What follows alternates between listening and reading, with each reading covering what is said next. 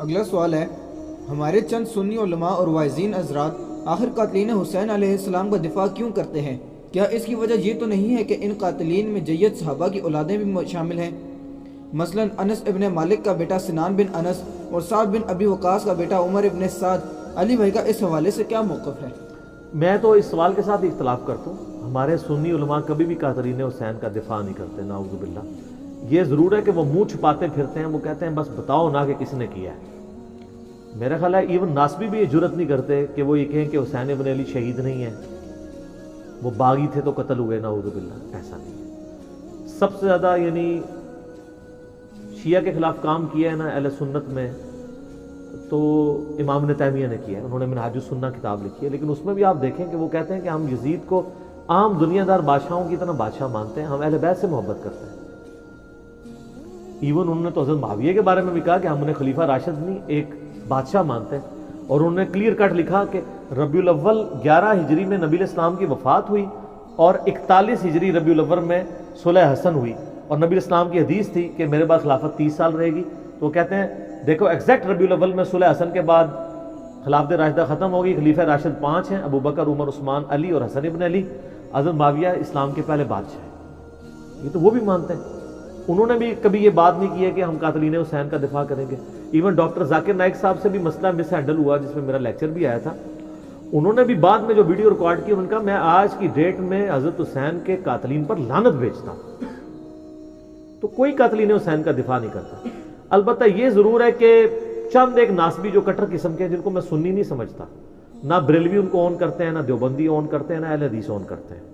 ناسبیوں کا کوئی اوقات نہیں ہے کہ ان کو کسی پلیٹ فارم پہ کوئی اون کرے۔ ہمارے جیل میں ایک بہت بڑا ناسبی تھا، فیض عالم صدیقی، ایک مسجد میں اتنا عرصہ جمعہ اہل حدیث کی مسجد میں پڑھاتا رہا، لیکن آج اگر آپ اہل حدیث سے پوچھیں ان کو اون نہیں کرتے۔ چاند کوئی ضد میں کر لیں لادہ بات ہے، ادروائز وہ اون نہیں کرتے۔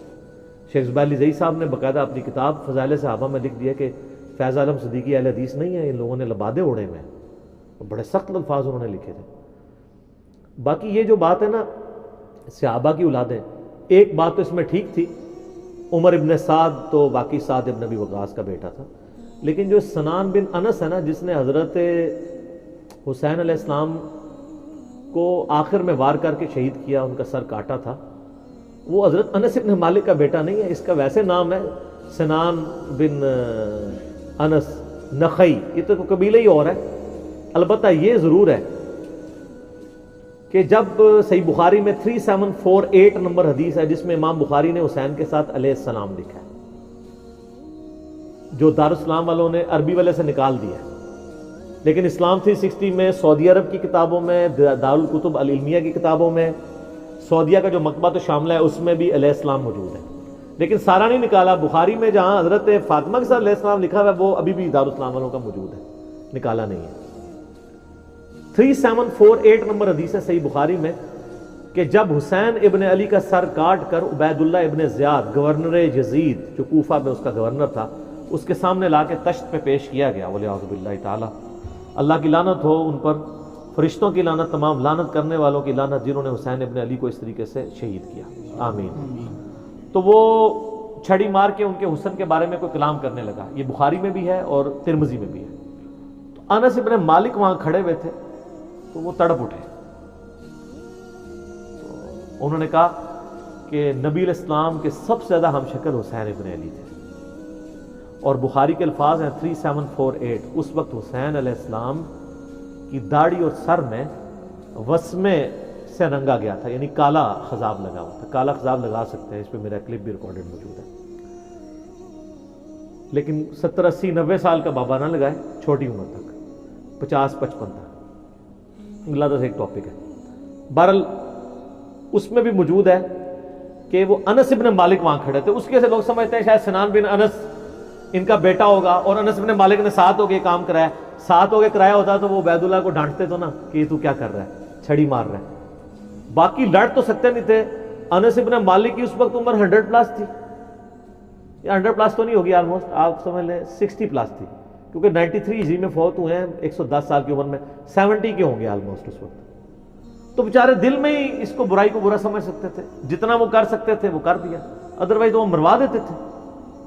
تو سنان بن انس بن مالک کا بیٹا نہیں ہے، رہا عمر ابن سعد جو 22,000 کا لشکر لے کے کربلا میں آیا تھا حسین ابن علی کے مقابلے پہ، وہ سعد ابن ابی وقاص کا بیٹا تھا۔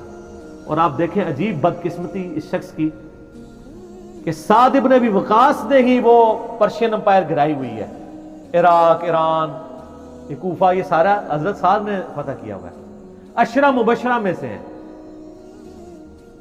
اور مولا علی کا قول ہے بخاری اور مسلم دونوں میں کہ میں نے اپنے کانوں سے صرف ایک شخص کے بارے میں رسول اللہ سے سنا ہے کہ میرے ماں باپ اس پہ قربان، اور وہ سعد ابن ابی وقاص ہے۔ ان کا نام ہے سعد ابن مالک، ابی وقاص ان کے باپ مالک کی کنیت تھی، دونوں نام ایک ہی صحابی کے، سعد ابن ابی وقاص۔ مولا علی جن کے بارے میں کہہ رہے ہیں کہ ان پہ نبی علیہ السلام نے اپنے ماں باپ جمع کیے ہوئے ہیں اور نبی علیہ السلام کے رشتے میں معمول رکھتے تھے۔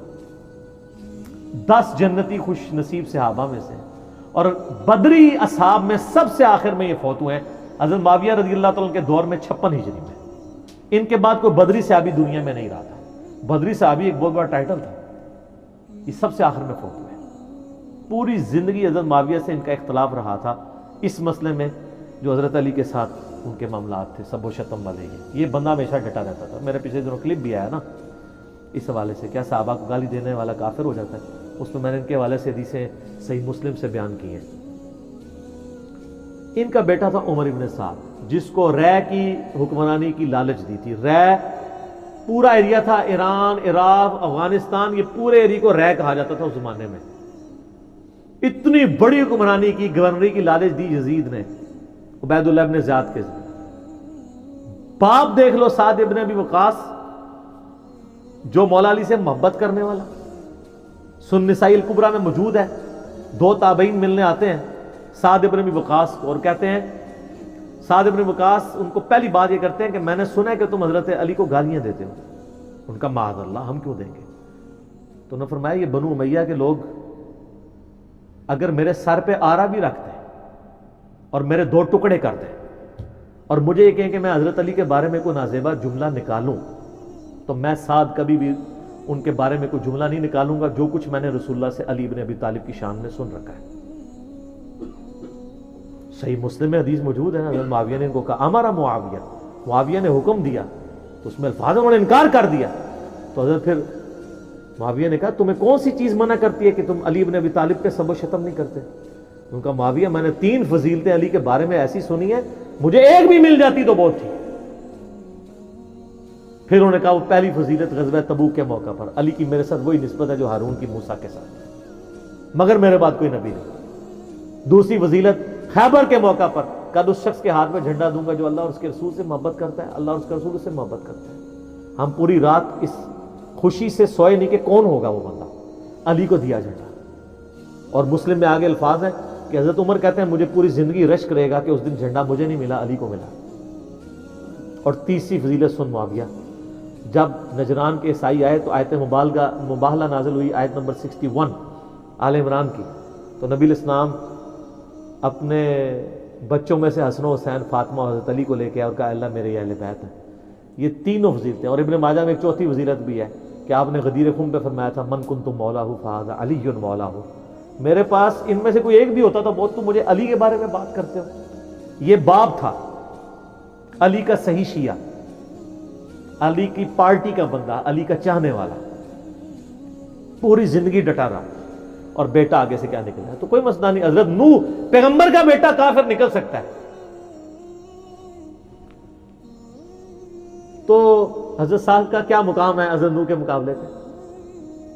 یہ بیٹا تھا عمر ابن سعد، اور اس کے جو لچھن ہیں وہ شروع سے ہی برے تھے۔ آپ مسلم شریف اٹھائیں نا، مسلم شریف میں بالکل اینڈ پہ نا آپ کو ایک چیپٹر ملے گا کتاب الزہد، دنیا سے نفرت پیدا کرنے والی حدیث ہے۔ اس میں انٹرنیشنل نمبر کے مطابق ایک حدیث ہے، یہ میں چونکہ مجھے یاد اس لیے میں نے کافی لوگوں کو بتائی ہے، 7432 صحیح مسلم میں۔ ابھی یہ کربلا ہوئی نہیں ہے، کچھ بھی نہیں ہوا، حضرت سعد ابن ابی وقاص بھی زندہ ہے۔ تو سعد ابن ابی وقاص اپنے کھیتوں میں ہل چلا رہے ہوتے ہیں یا وہ بیج والا کام کر رہے ہوتے ہیں، تو ان کے ساتھی کہتے ہیں اتنے میں ان کا بیٹا سامنے سے آتا ہے۔ تو حضرت سعد جب اپنے بیٹے کو دیکھتے ہیں عمر ابن سعد کو، تو کہتے ہیں اے اللہ اس سوار کے شر سے میں تیری پناہ میں آتا ہوں۔ حضرت سعد کو پتا تھا اس بچے نے کیا کام ڈالنے ہیں. وہ اپنی زندگی میں اسی بیٹے کے شر سے اللہ کی پناہ مانگا کرتے تھے. کہتے ہیں جب وہ قریب آیا تو آتے اس نے کہا ابا جی لوگوں نے تو حکومت بانٹ دی, کوئی گورنر بن گیا, کوئی بن گیا, تسی ایتھے بیٹھے جناب حلوائی پہ کر دیو. ہائے ہائے. تو حضرت سعد بن وقاص نے اس کے عمر ابن سعد کے نا سینے پہ نا گھونسا مارا اور کہا کہ اللہ تعالیٰ کو پرہیزگار بندہ پسند ہے جو گمنامی کی زندگی میں مر جائے, جسے کوئی جانتا نہ ہو. تو یعنی وہ انہوں نے ایک گوشہ نشینی کی زندگی اختیار کر لی تھی. تو ان کو پہلی لیکن اس نے اپنے باپ کی نصیحت نہیں پکڑی, یہ پھر یزید کی لالچ میں آ گیا. اور پھر آپ دیکھ لیں جو کچھ اس نے, آج تک لوگ لانتے بھیج رہے ہیں. باپ کو لوگ رضی اللہ عنہ کہہ رہے ہیں. آپ شیعہ سے پوچھ لیں سعد بن وقاص کی کتنی وہ عزت کرتے ہیں. میں ابھی کل ایک کلپ وہ ایک شیعہ عالم تھے سید جواد نقوی صاحب کا سن رہا تھا, تو وہ اتنی تعریفی کلمات کہہ رہے تھے اور بتا رہے تھے کہ بھئی بیٹا یہ نکلا اور باپ کو دیکھیں, باپ نے ایران فتح کیا تھا, دوسری بڑی سپر پاور گرائی تھی, اور بیٹا آگے سے کیا نکلا. اچھا آپ دیکھ لیں کہ دین ایفرٹ کا نام ہے, یہ نہیں ہے کہ یہ وراثت میں ٹرانسفر ہو.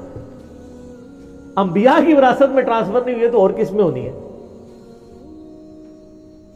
تو اس لیے ہم قطعاً نہیں کرتے, اور اہل سنت کے ہاں کوئی بھی نہیں ہے. مفتی منیب صاحب نے اگلے دنوں ایک مس ہینڈل کیا تھا معاملہ, تو پھر بعد میں پورا پرچہ پڑھ کے سنایا انہوں نے. اس پرچے میں تو آلموسٹ انہوں نے یزید کو کافر ہی کہہ دیا ہے, اور پہلے کہہ رہے تھے کہ جی وہ یہ پتہ نہیں کیا, مطلب یہ لوگ ان کے مفادات ہوتے ہیں اپنے. بہرحال جب ان کے سر پہ پڑتی ہے پھر یہ صحیح بات کہتے ہیں, جب سر پہ نہیں پڑتی پھر اور باتیں کرتے ہیں فیم حاصل کرنے کے لیے, الٹا بدنامی ہوتی ہے. ٹھیک ہو گئی. اگلا سوال ہے علی بھائی کہ کیا حضرت ابن عمر رضی اللہ تعالیٰ عنہ تو عراقیوں کو قاتل حسین کہتے تھے اور آپ اہل شام کو قصوروار ٹھہراتے ہیں, کیوں؟ ہاں وہ اس لیے کہ اوپر حکومت تو اہل شام کی تھی نا, عراق تو ایک صوبہ تھا نا. جیسے آپ کو تھا پچھلی حکومت میں جب ہمارے یہ والے پرائم منسٹر صاحب کہتے تھے پنجاب پولیس نے یہ کیا, تو اس کا یہ مطلب نہیں ہوتا تھا کہ وہ پرائم منسٹر کو برا نہیں کہہ رہے, وہ کہہ رہے تھے پرائم منسٹر پنجاب پولیس کو یوز کرتے ہیں, ایکس پرائم منسٹر, کیونکہ اوپر تو حکومت انہی کی تھی نا. یہ عراقیوں کو اس لیے انہوں نے کہا کہ اہل عراق ابن زیاد اور اس کے ساتھی وہ ساری فوج عراق کی تھی نا, پیچھے انڈر کس کی تھی, وہ اہل شام کی, تو انہوں نے ان کے اوپر ہی لعنت کرنی تھی نا. اس کا یہ مطلب نہیں ہے کہ وہ شیعان علی پہ لعنت بھیج رہے ہوتے تھے, ایسا نہیں تھا. شیعان علی اس میں شامل نہیں تھے, اہل شام ہی تھے. عمر ابن سعد شامل تھا, باقی لوگ شامل تھے. تو وہ لعنت اس لیے انہوں نے اہل عراق میں بھیجی کیونکہ عراق اس وقت صوبہ تھا شام کا. ٹھیک ہو گیا. معاذ اللہ انہوں نے ان لوگوں پہ لعنت نہیں بھیجی جنہوں نے حضرت حسین ابن علی کو بلایا تھا. یہ کہتے ہیں بلا کے دھوکے سے قتل کر دیا, انہوں نے تو کیا ہی نہیں ہے. وہ تو توابون کی تحریک ہے پوری جناب. سلمان ابن سرد صحابی ہیں, اب وہ صحابی نہیں ہے, اس کی عصمت کا کسی کو نہیں ہے, اس کے اوپر لعنت کر رہے ہوتے ہیں. بخاری مسلم میں حدیث ہے کہ دو بندے لڑ رہے تھے, نبی علیہ السلام نے فرمایا میں ایک ایسا کلمہ جانتا ہوں جو وہ کہہ دیں تو اسی ٹائم شیطان ان سے دور ہو کے ان کا غصہ ٹھنڈا ہو جائے گا, وہ ہے اعوذ باللہ من الشیطان الرجیم. اس حدیث کے راوی سلمان ابن سرد ہیں جنہوں نے حضرت حسین ابن علی کو خط لکھ کے بلایا تھا کہ بھئی ایک تو چلا گیا, پیچھے اپنا تحفہ چھوڑ کے چلا گیا. اب وہ جو انہوں نے لفظ استعمال کیے تھے نا, وہ لفظ آپ یہ کیمرہ متحمل نہیں ہے کہ میں استعمال کروں. وہ لفظ انہوں نے وہی استعمال کیے تھے جو موسیٰ علیہ السلام کے مخالف کا نام تھا. ٹھیک ہو گیا.